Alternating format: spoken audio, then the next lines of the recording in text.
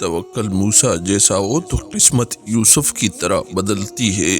ہر شخص اپنے اعمال کے بدلے میں گروی ہے، اور اللہ وہ دکھ بھی ختم کر دیتا ہے جو ہمیں لگ رہا ہوتا ہے کہ ساری زندگی ساتھ رہے گا۔ مطمئن اور پرسکون زندگی وہی لوگ گزارتے ہیں جو امیدیں آسمان میں بسنے والے رب سے رکھتے ہیں۔ ٹوٹا ہوا دل خدا کی توجہ کھینچتا ہے۔ خوش نصیب ہے وہ روح جو خدا کے لیے روتی ہے۔ اللہ سے رجوع کرنے میں دیر نہ کرو، بے شک اس نے عرش الہی پہ لکھ دیا ہے، میری رحمت میرے غضب پر غالب ہے۔ اور پھر تم اپنی طرف آنے والی تکلیفوں کو اپنے گناہوں کی سزا مت سمجھنا، اللہ بہت مہربان ہے، وہ بدلے نہیں لیا کرتا۔ جسے تلاش اور لگن ہو، اللہ اسے جلد مل جاتے ہیں۔ خاموشی بہترین ہتھیار ہے، خاص طور پر اس وقت جب لوگ آپ سے چیخنے کی توقع کریں۔ انسان کا نصیب اتنی بار بدلتا ہے جتنی بار وہ اللہ سے رجوع کرتا ہے۔ جو مرضی نہیں کرتا اس کو بندہ بولتے ہیں، اور جو مرضی کرتا ہے وہ اللہ ہے۔ حضرت یوسف جب 32 سال بعد اپنے باپ سے ملے تو باپ بیٹا گلے لگ کر اتنا روئے کہ بے ہوش ہو گئے، پھر اٹھے، اتنا روئے کہ پھر بے ہوش ہو گئے۔ حضرت جبرائیل نے اللہ سے پوچھا، یا اللہ کوئی کسی سے اتنی محبت بھی کر سکتا ہے؟ اللہ نے فرمایا، جبرائیل میں امت محمدی کے ہر فرد سے اس سے 70 گنا زیادہ محبت کرتا ہوں۔ اللہ فرماتا ہے، تو کرتا وہ ہے جو تو چاہتا ہے، پھر ہوتا وہ ہے جو میں چاہتا ہوں۔ تو وہ کر جو میں چاہتا ہوں، پھر وہ ہوگا جو تو چاہتا ہے۔ پوری دنیا کی معذرتیں ملا کر بھی ایسے انسان کے لیے کافی نہیں ہو سکتی جسے اس کے پسندیدہ شخص نے مایوس کیا ہو۔ جو لوگ دوسروں کا جینا مشکل کرتے ہیں، ان کا مرنا آسان نہیں ہوتا۔ مشکلوں سے لڑنا نہیں بلکہ سنبھل کر گزرنا سیکھو، ورنہ آپ کی شخصیت تباہ ہو جائے گی۔ ہماری نیت کی پیمائش اس وقت ہوتی ہے جب ہم کسی ایسے شخص کے ساتھ بلائی کریں جو ہم کو کچھ بھی نہیں دے سکتا۔ دوران گفتگو سب سے بڑی غلطی جو ہم کرتے ہیں وہ یہ ہوتی ہے کہ ہم سمجھنے کے لیے نہیں سنتے بلکہ جواب دینے کے لیے سنتے ہیں۔ یقین جانو کہ اللہ زیادتی کرنے والوں کو پسند نہیں کرتا۔ جو کسی کے ساتھ زیادتی کر کے اپنے لیے عزت چاہتا ہے تو اللہ اسے اپنے انصاف کے ذریعے ذلت دیتا ہے۔ کسی بزرگ سے کہا گیا، کچھ نصیحت کر دیں، فرمایا، بس دھیان رکھنا کوئی اللہ سے تمہاری شکایت نہ کر دے۔ انسان کے جسم کا سب سے خوبصورت حصہ دل ہے، اگر یہی صاف نہ ہو تو چمکتا چہرہ کسی کام کا نہیں۔ رسول اللہ صلی اللہ علیہ وسلم نے ارشاد فرمایا، جنت میں ایسے لوگ داخل ہوں گے جن کے دل چڑیوں کی طرح نرم ہوں گے۔ شرک کے بعد بدترین گناہ اللہ کی مخلوق کو تکلیف پہنچانا ہے۔ رسول اللہ صلی اللہ علیہ وسلم نے ارشاد فرمایا، جھوٹ چہرے کو سیاہ کرنے والا ہے۔ اگر غریبی میں سرمایہ یقین مل جائے تو ایسی غریبی پر ہزار خزانے قربان۔ نفرت انسان کا بنایا ہوا ذاتی مسئلہ ہے، ورنہ قدرت تو محبت کا درس دیتی ہے۔ چھوٹی چھوٹی نیکیاں بڑے بڑے گناہوں کو کھا جاتی ہیں۔ کسی کے بارے میں اچھا سوچنا بھی ایک نیکی ہے۔ پرانے لوگ سمجھدار تھے، تعلق سنبھالتے تھے، پھر لوگ پریکٹیکل ہو گئے، تعلق سے فائدے نکالنے لگ گئے۔ اب لوگ پروفیشنل ہیں، فائدہ ہو تو تعلق رکھتے ہیں۔ آپ اگر کسی کے خوشی کا ذریعہ نہیں بن سکتے تو کسی کے غم کا سبب بھی نہ بنے۔ ہمیشہ اپنے گناہوں اور دوسروں کی نیکیوں پر نظر رکھو۔ حضرت علی رضی اللہ تعالی عنہ نے فرمایا، مظلوم اور نمازی کی آہ سے ڈرو، کیونکہ آہ کسی کی بھی ہو عرش کو چیر کر اللہ کے پاس جاتی ہے۔ نا امید مت ہونا کبھی اللہ کی رحمت سے، وہ چاہے تو کھلا دیتا ہے پھول صحرا میں۔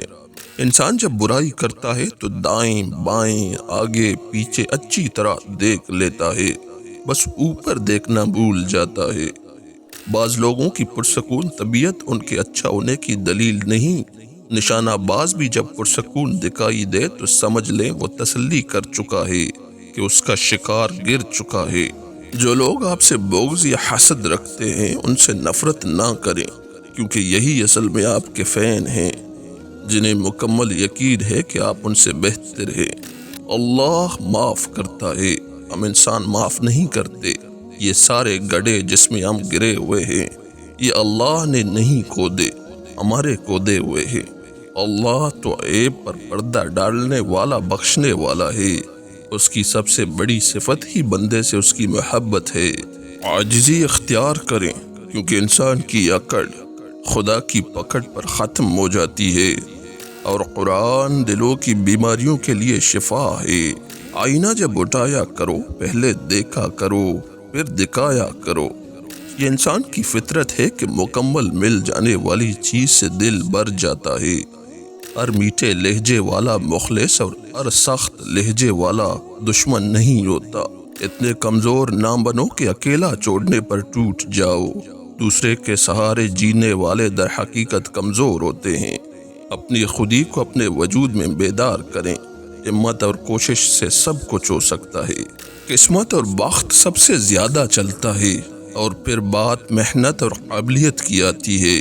لہجے کی خوبصورتی آپ کے احترام اور قد میں اضافے کا باعث بنتی ہے۔ بدتمیز آدمی ہمیشہ عزت سے محروم رہتا ہے۔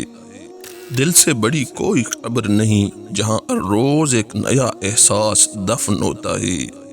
آپ کی آدھی خوبصورتی آپ کے الفاظ میں ہے اور باقی آپ کے آداب میں ہے۔ کسی کا بھلا نہ ہو سکے تو برا بھی مت کریں۔ دنیا کمزور ضرور ہے مگر دنیا بنانے والا نہیں۔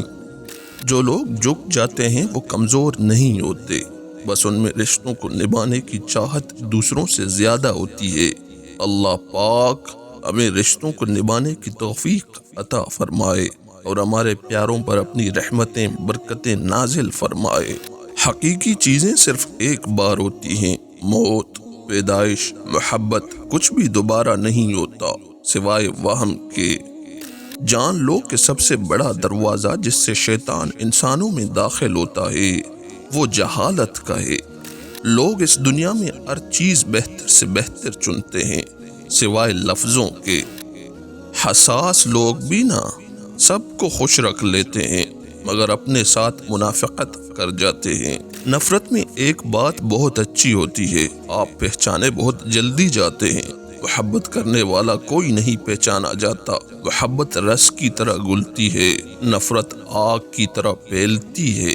اس قدر عجیب ہیں ہم لوگ، محبت نبھا نہیں سکتے، نفرت سہ نہیں پاتے، احساس زندہ نہیں رہا، احترام باقی نہیں، میل جول سے دور بھاگتے ہیں، حسد سے برے غلطی تسلیم نہیں کرتے، معذرت کرنا توہین لگتا ہے، عبادت کی خبر نہیں، حقیقتیں اچھی نہیں لگتی، موت یاد نہیں، اور پھر کہتے ہیں کہ سکون جانے کدھر کو گیا۔ تعلقات چاہے مختصر ہی رکھے لیکن منافقت نہ کریں۔ آزمائش تو انہیں کے لیے ہوتی ہیں جنہیں اللہ چاہتا ہے، اور صبر وہی کرتے ہیں جو اللہ کو چاہتے ہیں۔ یا اللہ میری آج کی غلطیوں کو معاف کر دے، مجھے کل کی غلطیوں سے بچا لے، اور مجھے آئندہ ہونے والی غلطیوں سے بچنے کی توفیق عطا فرما، آمین یا رب۔ قبرستان کی خاموش قبروں سے عبرت لو اور انہیں دیکھا کرو، گناہ سے بچنے میں آسانی ہوگی۔ ماں میں وہ مقناطیسی قوت ہے جو پریشان بکھرے اولاد کے وجود کو دوبارہ جوڑ کر اس میں تسکین کی روح پونک دیتی ہے۔ جس انسان کا مکافات عمل پر یقین پختہ ہوگا تو وہ ساری زندگی یہی کوشش کرے گا کہ کسی کو بھی کسی قسم کی کوئی اذیت یا تکلیف نہ دی جائے۔ اپنے ضمیر کی آواز پر لبیک کہہ کر تنہا رہ جانا کسی گمراہ ہجوم کے پیچھے چلنے سے بہت بہتر ہے۔ رسول اللہ صلی اللہ علیہ وسلم نے فرمایا، لوگوں میں سب سے برا وہ آدمی ہے کہ جو دو رخوں والا ہے۔ کچھ لوگوں کے پاس جاتا ہے تو اس کا رخ اور ہوتا ہے، اور دوسرے لوگوں کے پاس جاتا ہے اس کا رخ اور ہوتا ہے۔